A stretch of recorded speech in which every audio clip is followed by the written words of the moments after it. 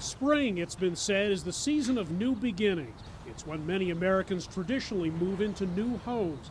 This year, people in Denver felt the urge before winter was even over. We were headed the first 2 weeks of March to a record-setting spring. Then, as realtor Jill Schaefer found out firsthand, the coronavirus pandemic and the stay-at-home orders it prompted essentially froze the real estate market in place. Sales dropped sharply across the U.S. in the second half of March. Many sellers pulled their homes off the market. Open houses and in-person showings were canceled. It makes it awfully hard to sell homes if you can't get the people in to see it first. Buyers here actually had to put a contract on a house in order to get to see it. But as stay-at-home restrictions have begun to ease, so have some of the constraints that buyers, sellers, and realtors were under.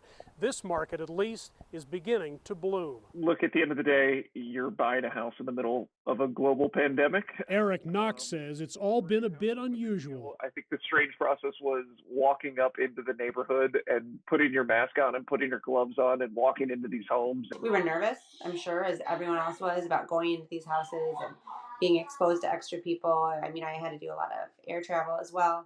So I've kind of been through the ringer during this lockdown. Megan Jones and many others have relied on virtual home tours, which have their drawbacks. It's hard to see the paint if it needs upkeep. You don't get to go in the crawl space. It's still just not the same as a buyer walking into a home. And I can always tell from their expression, is this the right one or not, almost immediately when they walk in. Those expressions are harder to read during the face mask era.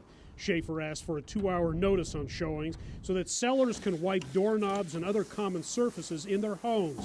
Lights are left on and interior doors left open to minimize touch. Time inside a house is kept to a minimum.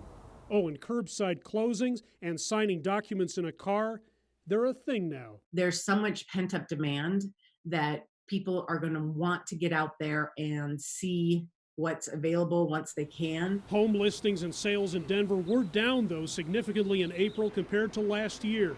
But Knox found a new place relatively easily.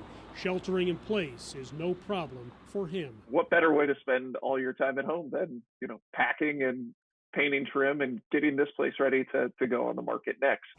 And prepare to wipe lots of doorknobs, a new spring ritual and a part of the economy that's slowly coming back to life. Hendrik, Sybrandy, CGTN, Denver.